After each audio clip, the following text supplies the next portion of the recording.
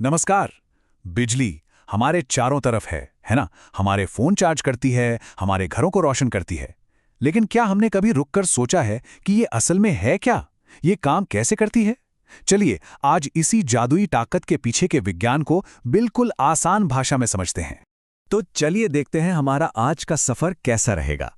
हम शुरुआत करेंगे बिजली के बहाव से, फिर समझेंगे कि इसके रास्ते में कौन सी रुकावटें आती हैं। इसके बाद देखेंगे कि अलग अलग चीजें इस पर कैसे असर डालती हैं और आखिर में जानेंगे कि कैसे यही भाव हमारी पूरी दुनिया को चलाता है।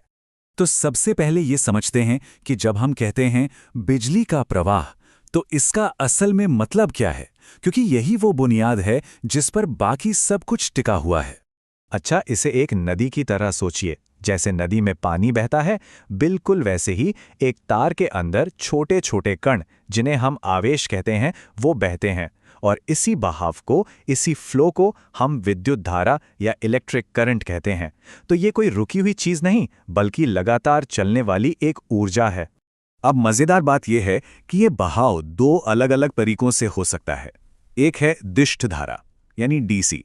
ये एक सीधी साधी वन वे सड़क की तरह है, जहां सब कुछ एक ही दिशा में चलता है, जैसे हमारे फोन की बैटरी से मिलने वाली पावर। और दूसरा है प्रत्यावर्ती धारा यानी एसी। ये एक ऐसी सड़क है जहां ट्रैफिक की दिशा लगातार आगे पीछे होती रहती है। ये वही बिजली है जो हमारे घरों के सॉकेट में आती है।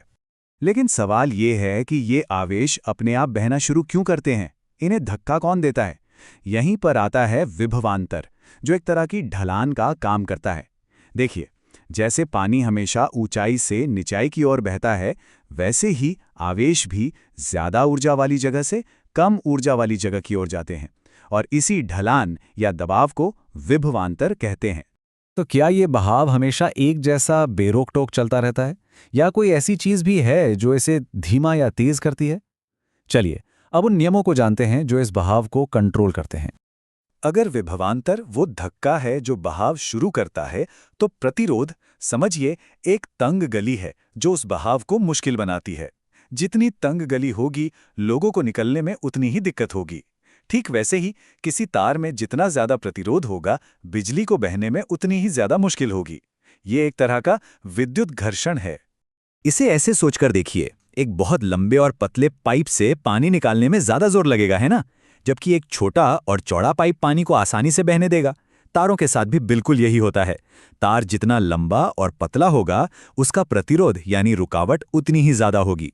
और इन तीनों चीजों को, मतलब वोल्टेज, करंट I और प्रतिरोध R, इनको एक साथ जोड़ने वाला एक बड़ा ही सीधा साधा लेकिन बहुत पावरफुल नियम है, ओम का नियम।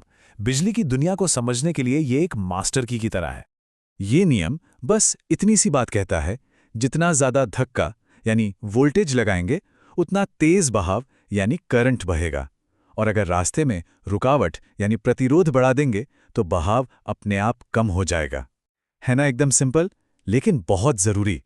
अच्छा, अब जब हम बिजली के फ्लो और उसके रास्ते की रुकावटों को समझ गए हैं, तो ये देखते हैं कि अलग अलग चीजें, मतलब मटेरियल्स, इस पर कैसे रिएक्ट करते हैं।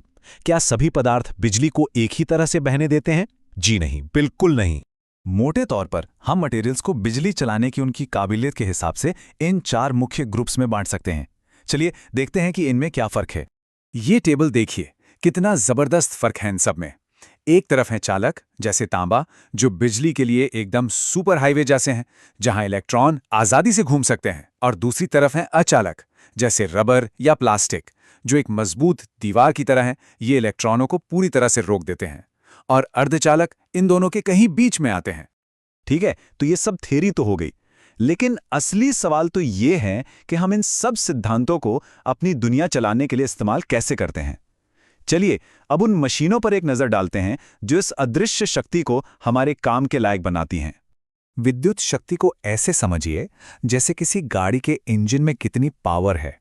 जितना पावरफुल इंजन, गाड़ी उतनी तेजी से दौड़ेगी। बिल्कुल वैसे ही किसी भी डिवाइस की विद्युत शक्ति जितनी ज्यादा होगी, वो उतनी ही तेजी से और ताकत से काम करेगा, चाहे वो एक छोटा सा बल्ब हो या एक बड़ी वॉशिंग मशीन। तो हमारी बिजली का सफर अक्सर एक जनरेटर से शुरू होता है। ये वाकई कमाल की मशीन है, जो घूमने की ताकत को, चाहे वो पानी से आए या हवा से, उसे बिजली में बदल देती है। जो पावर प्लांट से हमारे घरों तक का लंबा सफर तय करती है। लेकिन पावर प्लांट से हमारे घरों तक सैकड़ों किलोमीटर बिजली भेजना, ये एक चैलेंज है। इस लंबे सफर में बहुत सारी ऊर्जा बर्बाद हो सकती है और यहीं पर काम आते हैं ट्रांसफॉर्मर्स। ये बिजली के मैनेजर की तरह हैं, जो ये पक्का करते हैं कि बिजली लंबी दूरी के लिए तैयार हो और फिर हमारे घरों तक पहुंचने पर सेफ भी हो। स्टेप अप ट्रांसफार्मर क्या करते हैं? वो बिजली का वोल्टेज बहुत ज्यादा बढ़ा देते हैं। समझिए, उससे एक सुपर फास्ट हाईवे पर डाल देते हैं ताकि वो बिना ज्यादा नुकसान के दूर तक जा सके। और फिर जब बिजली हमारे शहर के पास पहुंचती है तो स्टेप डाउन ट्रांसफार्मर उसे उस हाईवे से उतारकर हमारे घरों की गलियों के लिए सेफ और कम वोल्टेज पर ले आते हैं। और आखिर में ये इलेक्ट्रिक मोटर इस पूरे साइकिल को पूरा करती है। ये जनरेटर का ठीक उल्टा काम करती है। ये बिजली को वापस घूमने की ताकत में यानी यांत्रिक ऊर्जा में बदल देती है और इसी से हमारी दुनिया की हर चीज चलती है, चाहे वो पंखा हो, मिक्सर हो या फिर एक इलेक्ट्रिक कार। तो हमने ये तो देखा कि प्रतिरोध यानी रेजिस्टेंस बिजली के रास्ते में एक रुकावट है जिससे एनर्जी वेस्ट होती है।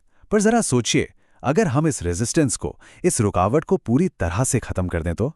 एक ऐसी दुनिया की कल्पना कीजिए जहां ऊर्जा का कोई लॉस ही ना हो, जहां ट्रेनें हवा में तैरें और बिजली बिना किसी रुकावट के दौड़े।